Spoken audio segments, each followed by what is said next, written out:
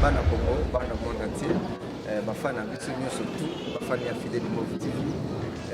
ça juste simple serviteur na bino simple Fidèle Moto Nzambe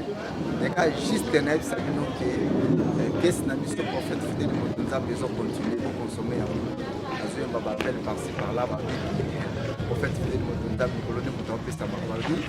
baofinga biso kabongo baotiola biso kabongo baoseka biso mpe kabongo maman on me relève à la bongo donc il y a une zabongo donc qui peut passer to baki okoluka douleur on passe ba yo douleur et bana kini programme na biso quand tu zo bino ki chaque jeudi na 22h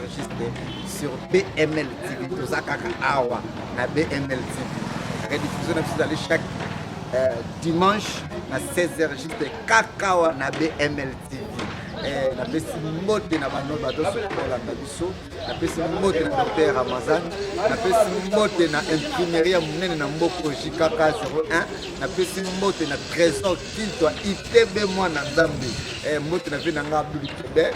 na pesi mbote na ingénieur Manix ingénieur Benef balobi bangonde bato basimbi Fidèle Moto balobi bana kini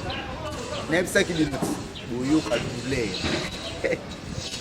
même si on a douleur, on est à maman, un enfant de Dieu ne peut jamais échouer. Le banaki, pour consommer pièces nabino, prophète Fidèle Moto Nzambe, pour consommer pièces ou babi, pièces elengi,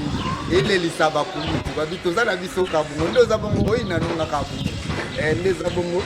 Au final, on a fait kabungo, autre la biso kabungo, Fidèle Moto pe, to pèse la makambo kabungo balobi. Tolanda pièce oyo kala mingi te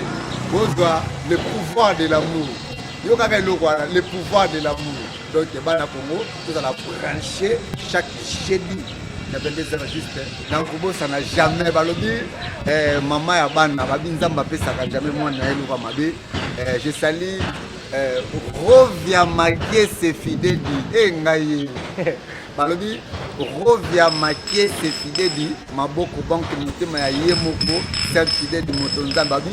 revient maquer ses fidèles babi derrière un grand homme il y a une grande dame babi revient maquer ses fidèles maman fanda no na ngwende na yo bango basi balala déjà